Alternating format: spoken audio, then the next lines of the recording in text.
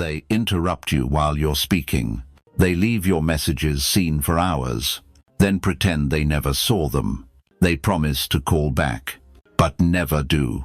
They ask for your help dozens of times, but never once ask if you're doing okay. And what about you? You keep smiling. You say, "It's okay." You stay present, generous, silent. What you're calling kindness might just be your fear of upsetting people. What you're calling harmony might be a mask for how used you've become to being dismissed. No one says to your face that you don't matter, but the way they treat you, in the smallest, subtlest ways, is saying it every day. People don't need to insult you, to hurt you. All they need to do is consistently, quietly, invisibly ignore you. And eventually, you shrink. You doubt yourself. You start to disappear. Have you ever felt that way? Like you're always the backup plan in someone else's life. Like you have to do more, give more, tolerare more, just to earn the bare minimum of respect. Like, if you stop putting up with it, no one will stick around.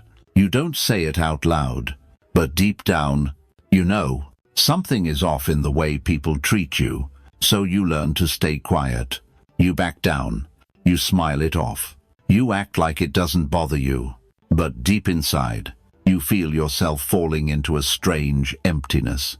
A place where you no longer know where your boundaries even are. Maybe you tell yourself, "They're just busy," or "I'm probably being too sensitive." You try to tough it out. You justify it. You excuse the disrespect again and again, until one day, it hits you. They don't listen to you the way they used to. They don't ask for your opinion like they once did. You're no longer someone with a voice in your own relationships. And the most painful part isn't how they treat you. It's how many times you let it happen.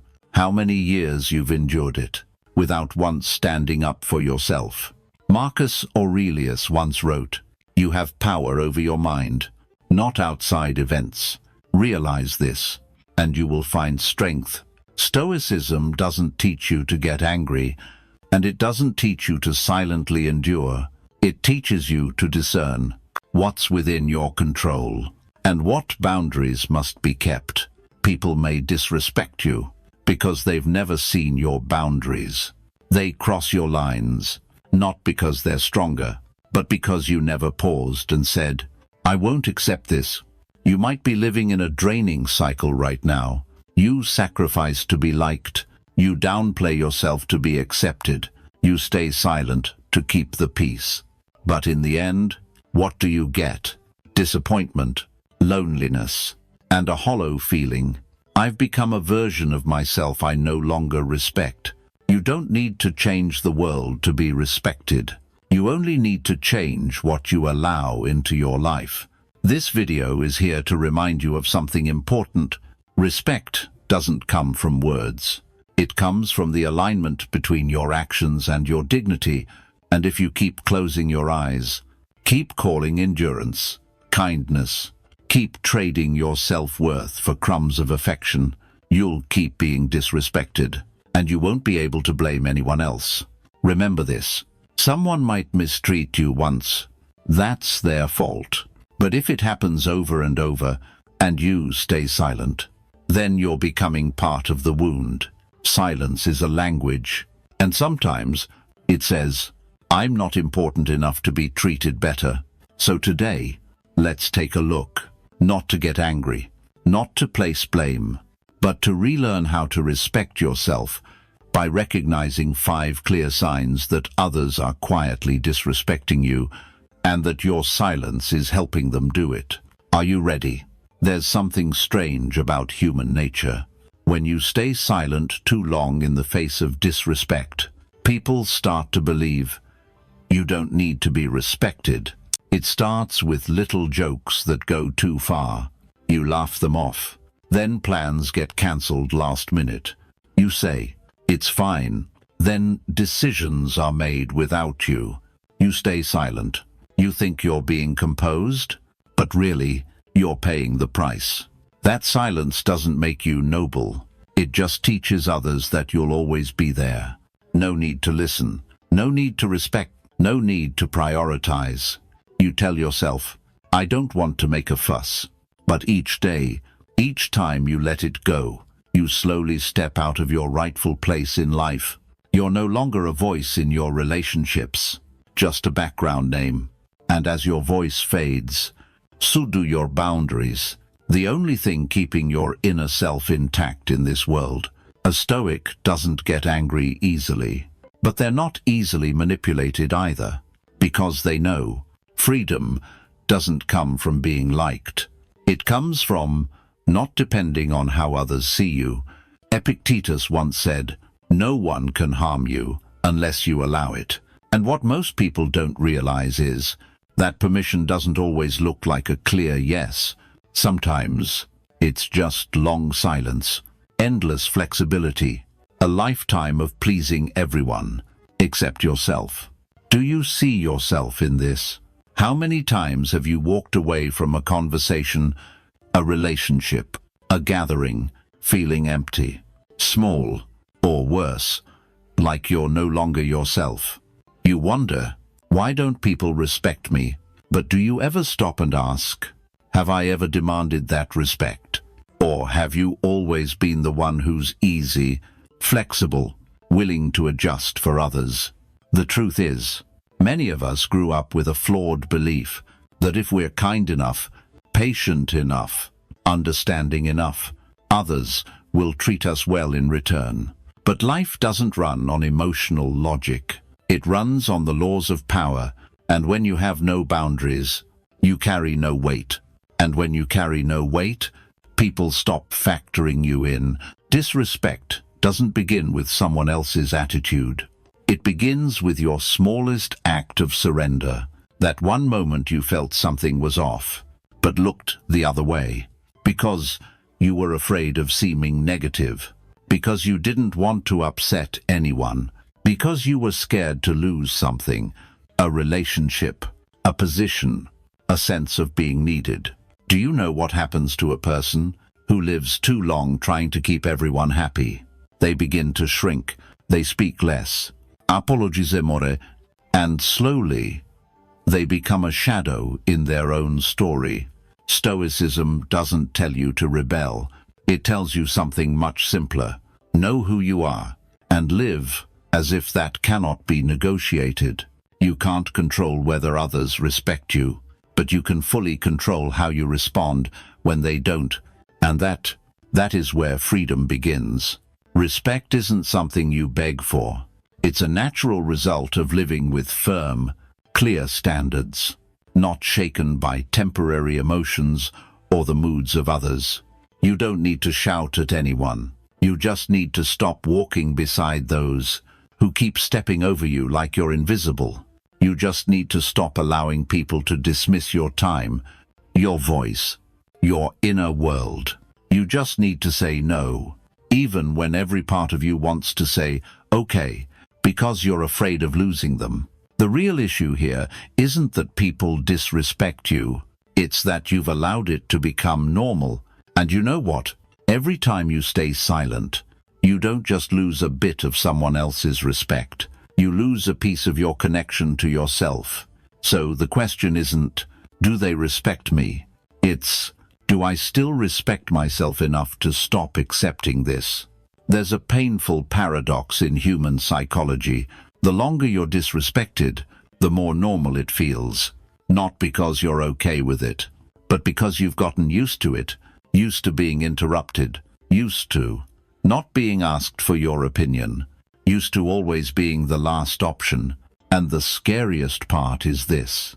Once it becomes familiar, you lose the ability to tell what's disrespect and what's just normal behavior. If you grew up in a place where your thoughts were rarely heard, you slowly start believing that your voice doesn't matter. If you've been rejected, overlooked, or dismissed too many times, you learn to reshape yourself. So you don't bother anyone. You lower your standards. You force a smile at jokes that go too far. You take the blame for things that were never yours. You even know exactly who's going to hurt you, but you let them stay. because the fear of emptiness feels worse than the sting of disrespect. We often think we choose silence out of maturity, out of wisdom, but sometimes silence is just the shell your soul builds after being ignored too many times. That silence solves nothing. It just pushes you into emotional numbness. You don't feel sad. You don't feel joy. You don't respond. And slowly, you stop being yourself. Have you ever felt like that?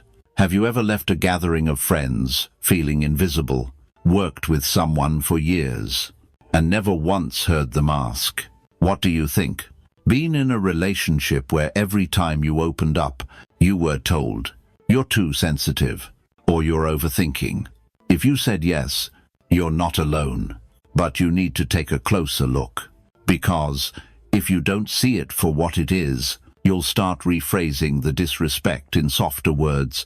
You'll say, "That's just how they are." You'll say, "They probably didn't mean it."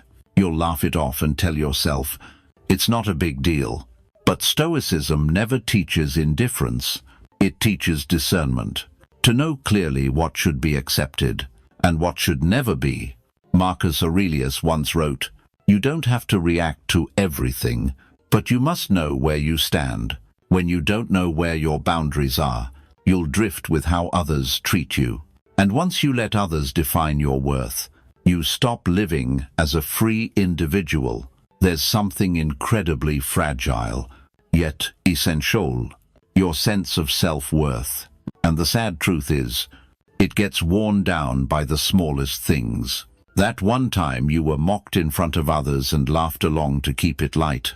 That one time you were forgotten in a meeting and stayed till the end anyway.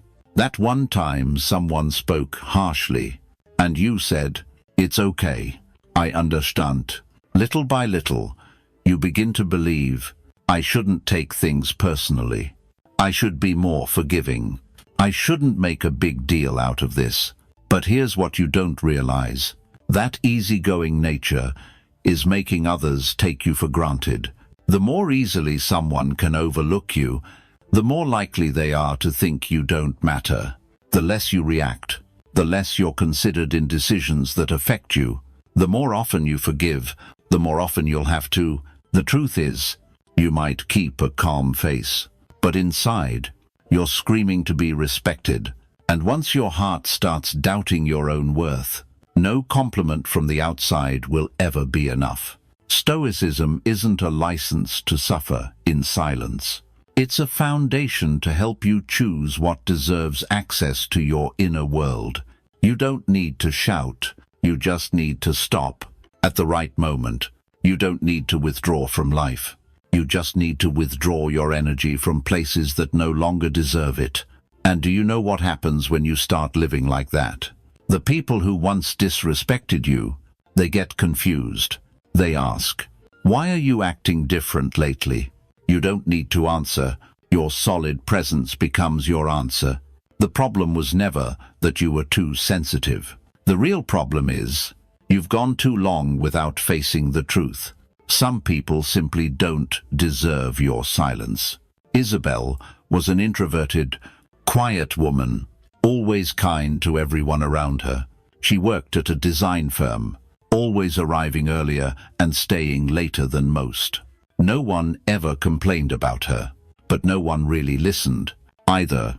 In meetings, Isabel would share her thoughts, only to be interrupted or ignored. Once, she presented an idea that was brushed aside. Moments later, a male colleague repeated the same idea with more confidence, and the room nodded in approval. Isabel just sat there, smiling quietly, taking notes. Like always, her friend group made lunch plans often, but rarely invited her. When a deadline loomed, and the team needed someone to stay late, they turned to Isabel, because they knew she would never say no. She took it all on, without complaint, without asking for credit, without speaking up. Worse still, in her romantic life, she loved a man who only reached out when he needed her. He showed up when his own life wasn't going well. Isabel was never a priority. She was never introduced to his family. She wasn't present at the important moments. He told her, "Don't overthink the formal stuff," and she comforted herself, saying, "As long as he needs me, that's enough." For years, Isabel lived like this. At work, dedicated, invisible, in love, sacrificing, fading. In relationships, kind, overlooked. Until one Friday evening. That night, Isabel stayed late. Again, to complete a major project for the team. It was the third time that month she'd picked up someone else's slack. At 10 p.m., she sent the final design with a single, simple message. All done. No one replied. No thank you. No concern for her well-being. She sat there, staring at the screen, the pale light casting shadows across her tired face. And in that moment, one question struck her, a sharp, silent lightning bolt across the quiet sky of her life. If I disappeared tomorrow, would anyone truly miss me? It wasn't a sad question. It was simple, but it was deep, deep enough to wake someone who had endured too much, for too long. From that day forward, Isabel began to change. She didn't shout. She didn't rebel. She didn't explode. She just stopped. She stopped taking on unspoken tasks. She stopped initiating contact in one-sided relationships. She stopped trying to sustain things that only she was holding together. She stopped saying, "It's okay," when her heart was clearly not. At first, people were confused. Colleagues didn't know how to react when Isabel declined after hours meetings. Her boyfriend accused her of being cold and asked, "Have you changed?" She didn't explain herself. She simply replied, "No, I just stopped living like I have no worth." She began carving out time for herself again. Reading, walking, painting, things she had abandoned for years while caring for others. And something strange happened. She spoke less, but her words carried more weight.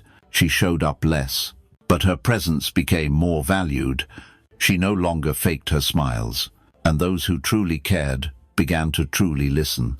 A former co-worker once said, "You seem different lately, more confident."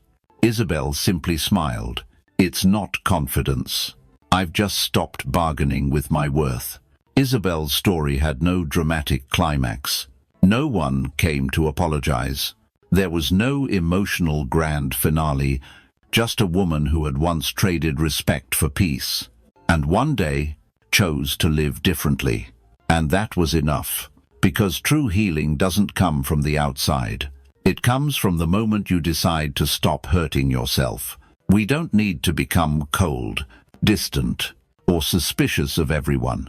We only need one thing, to recognize when kindness becomes self-erasure, and once you see it, everything can change.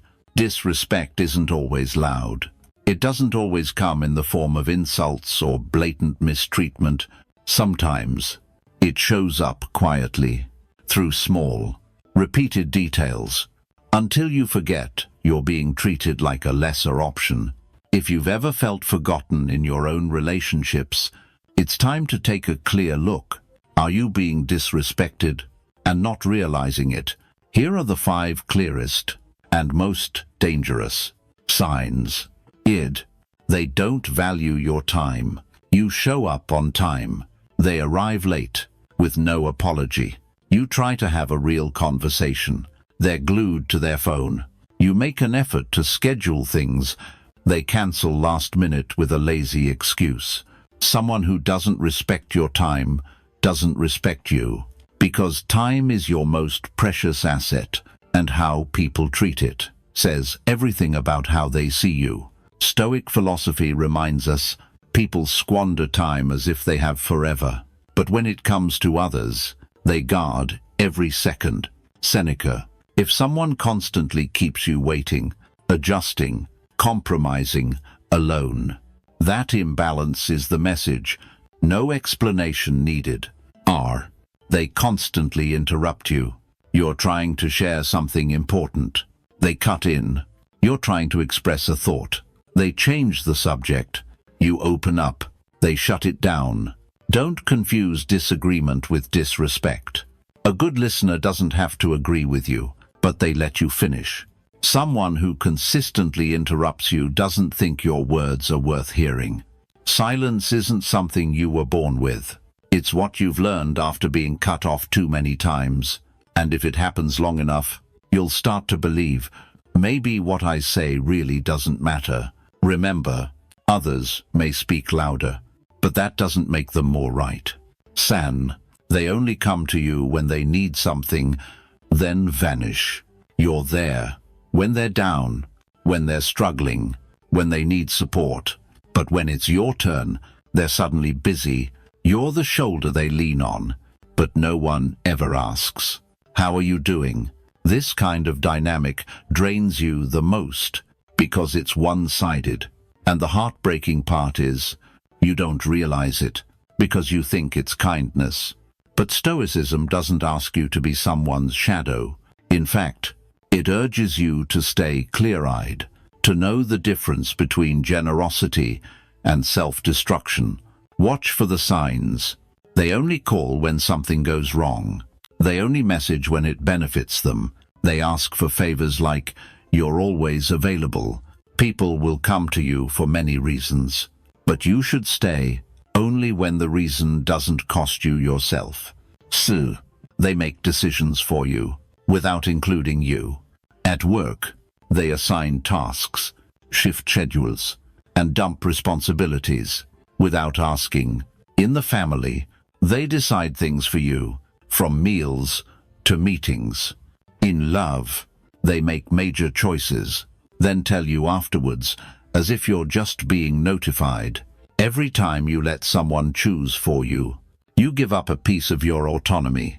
And autonomy is a core virtue in Stoicism.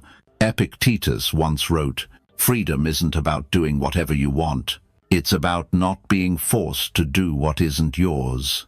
If someone repeatedly crosses your personal boundaries, consciously or carelessly, that's not leadership. That's disregard.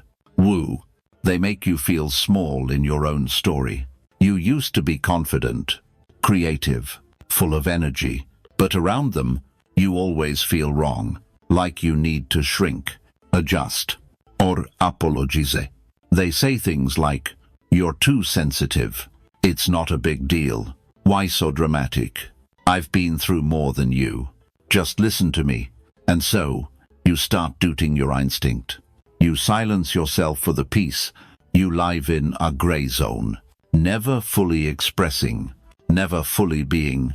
And the most dangerous part, you think that's maturity. It's not. It's shrinking your sense of self. So why don't we notice these signs sooner? Because they happen quietly. Because we focus on people's intentions, not their behavior. Because we're afraid to face a painful truth. The people we care about may no longer care about us the same way. And if we keep making excuses, keep rationalizing, keep living under the motto, "At least they're still here," then we are the ones allowing ourselves to be slowly drained. Untying the knot doesn't begin with confronting others. It begins by confronting yourself. What am I allowing to repeat? What name have I given to this? Do I still respect myself?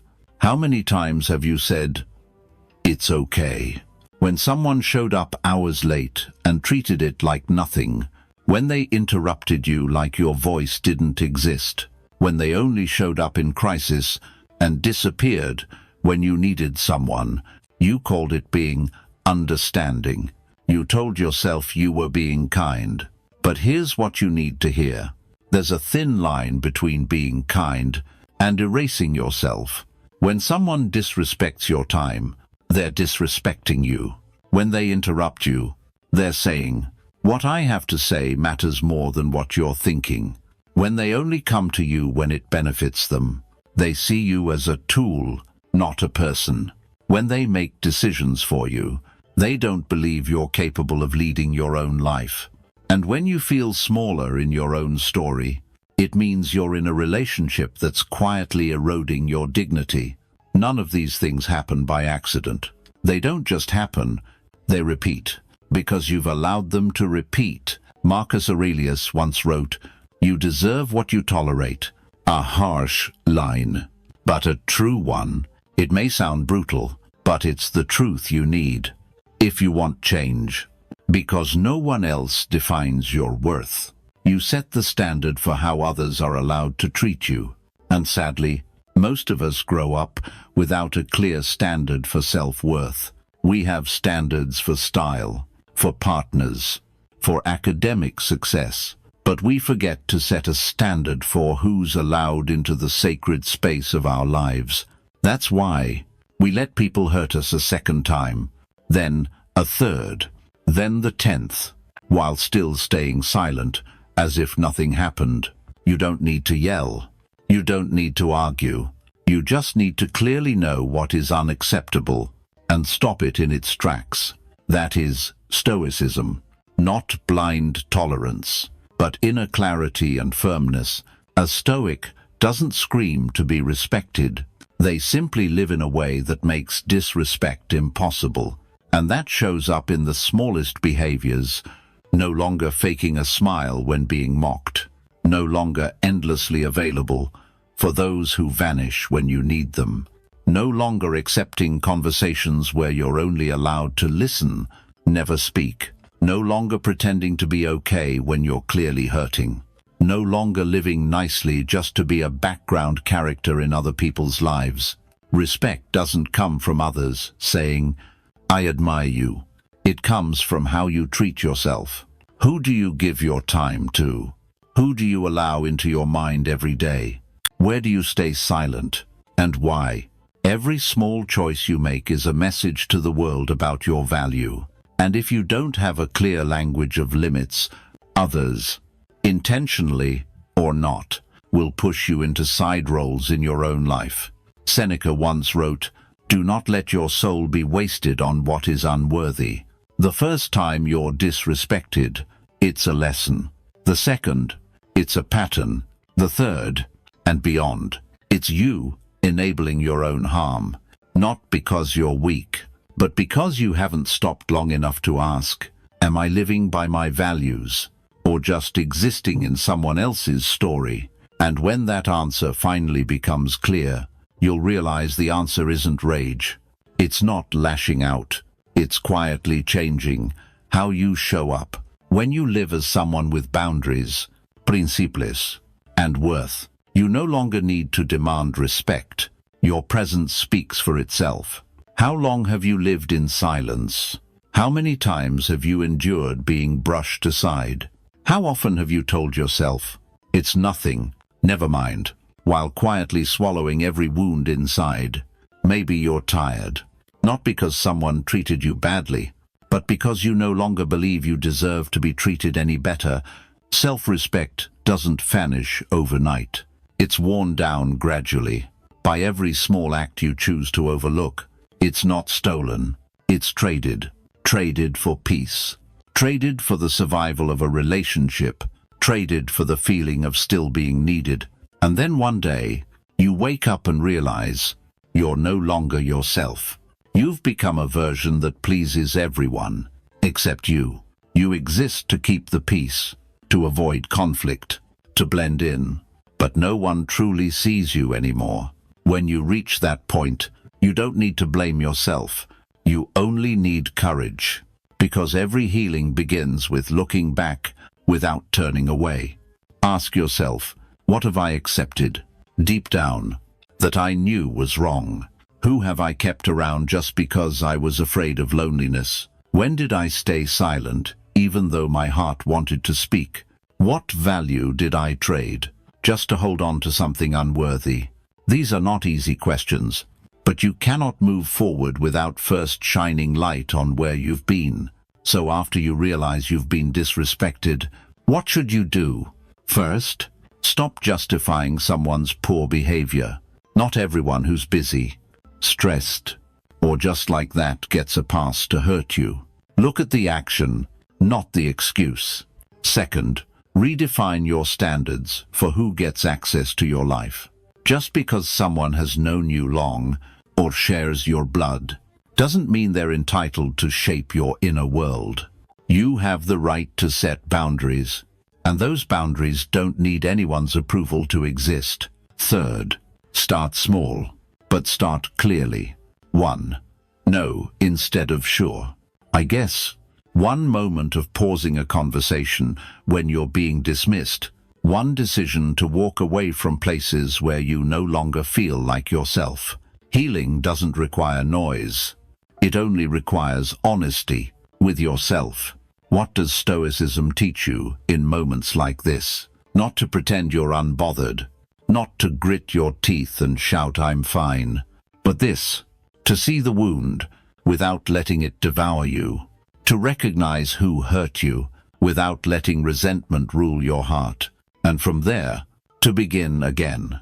Stronger, straighter, without bitterness. Marcus Aurelius once wrote, "You can rise from anything, so long as you don't abandon your integrity, and self-respect is the quietest, deepest part of that integrity. It doesn't boast, it doesn't parade, but when it's there, you walk with a straight spine, clear eyes, and a heart that no longer needs to beg for acceptance at any cost." How do you know you're on the right path? When you no longer feel guilty for setting limits. When you're willing to lose some relationships, just so you don't lose yourself. When you begin to see your worth, even if no one applauds it. When you stop texting first, stop toning down, stop smoothing things over just to keep the peace.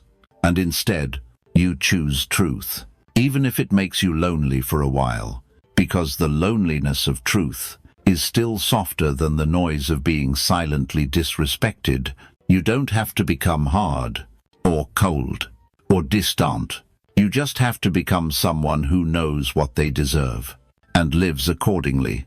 And then, slowly, you'll see. The people who truly respect you will appear. The kind of relationships that leave no room for disrespect will come, and you, in a new form, calmer, clearer, will know how to stay silent without surrendering, how to stand firm without hatred. If you've made it this far, chances are you've been disrespected, not once, but many times, and not by enemies, but by those once close, once dear, once important to you. Maybe you've said, "It's okay" more times than you should have. Maybe you smiled it off when you should have walked away. Maybe you stayed silent when you should have spoken. And maybe you once thought, "I'm kind, so I don't need to demand anything."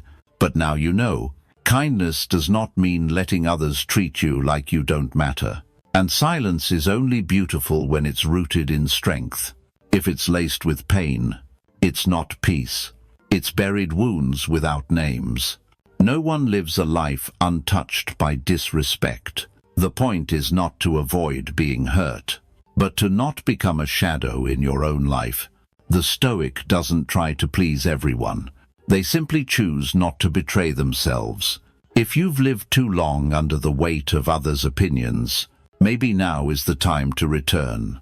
Not to blame, but to embrace the child in you who once believed silence was the only way to stay. You don't have to toughen up. You just need to sit with yourself and ask, am I living in line with what I truly believe? Am I preserving my self-respect, or trading it piece by piece? Do I have the courage to lose what no longer deserves me, just to keep myself? Maybe you're not ready to change just yet. That's okay. Transformation doesn't come from dramatic resolutions. It comes from small, clear, repeated choices, day by day. You begin by not answering calls that pull you back into old patterns. You let go of relationships that drain you. You say no to invitations that cross your limits. And each time you do, you rebuild a little of the dignity that was lost. Stoicism doesn't make you untouchable. It helps you stand upright in a world that may try to bend you, and sometimes One person standing tall is enough to remind others of the worth they've forgotten in themselves. You are not alone. Many people watching this video have felt just like you, living faintly inside someone else's world, giving more than they should, calling endurance, kindness, and now they're learning again how to live without bargaining their self-respect. You can do the same, not by being cold, but by being clear, with boundaries, not by rage, but by calmness with backbone, not by walking away from the world, but by staying as a steadier version of yourself. If someone once made you doubt your worth, forgive, but don't forget not to hold a grudge, but to remember what you'll never accept again. And if one day you catch yourself smiling through the pain, staying quiet, living like you're not worth being cared for, pause, return, close your eyes and tell yourself, I don't need to trade my self-respect to keep anything. If it's truly worthy, it will remain. Even when I live by my boundaries, respect is not something you beg for. It's the natural result of how you walk through this life, steady, awake, and no longer living like someone waiting for permission from others. If this video touched a part of you, keep it close, not to fight anyone, but to begin living as someone who no longer trades themselves away. And if fate allows, we'll meet again in another video where we learn how to stand taller, see clearer, and treat ourselves with the quiet kindness we've always deserved. See you soon.